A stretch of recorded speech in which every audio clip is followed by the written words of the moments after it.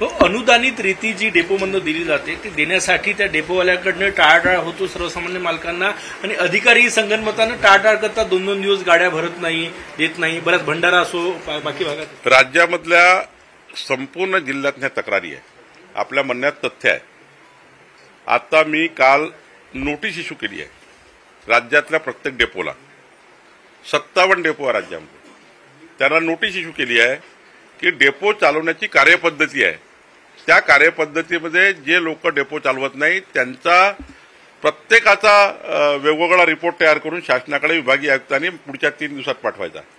आणि जे डेपो निकषाप्रमाणे किंवा दिलेल्या अटी शर्तीमुळे डेपो चालवत नाही ते सर्व डेपो रद्द केले जातील. याकरता शासनाची भूमिका क्लिअर आहे. वाळूबद्दल कुठलाही कॉम्प्रोमाइज नाही आहे. नवीन वाळू पॉलिसी आली आहे आणि आता येणाऱ्या मंत्रिमंडळामध्ये, येणाऱ्या कॅबिनेट मंत्रिमंडळामध्ये आम्ही लवकरच एम-सॅन्ड वाळूचं धोरण आणतोय.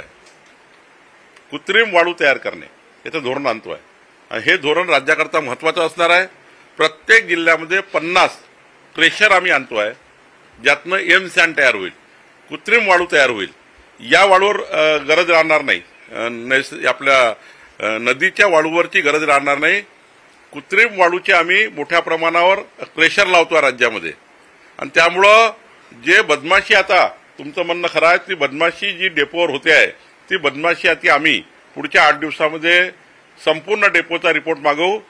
कोणत्याही डेपोमध्ये अनधिकृत सुरू असेल, जसं आता नागपूरमध्ये आपणच त्या ठिकाणी बातमी आणली होती की नागपूरमध्ये 10 डेपो आहेत. हे 10ही डेपो हे चुकीचे चालतात, ते नियम अटी पाळत नाही. काल सर्व डेपो स्टे केले आहे सरकारने. नागपूरवर कारवाई केली गेली आहे. कालपासून नागपूरचे सर्व डेपो बंद झाले आहेत आणि 7 दिवसाच्या आत जे डेपो अटीनुसार काम करतील त्यांना आम्ही सुरू करू, नाही तर सर्व डेपो हे रद्द केले जातील.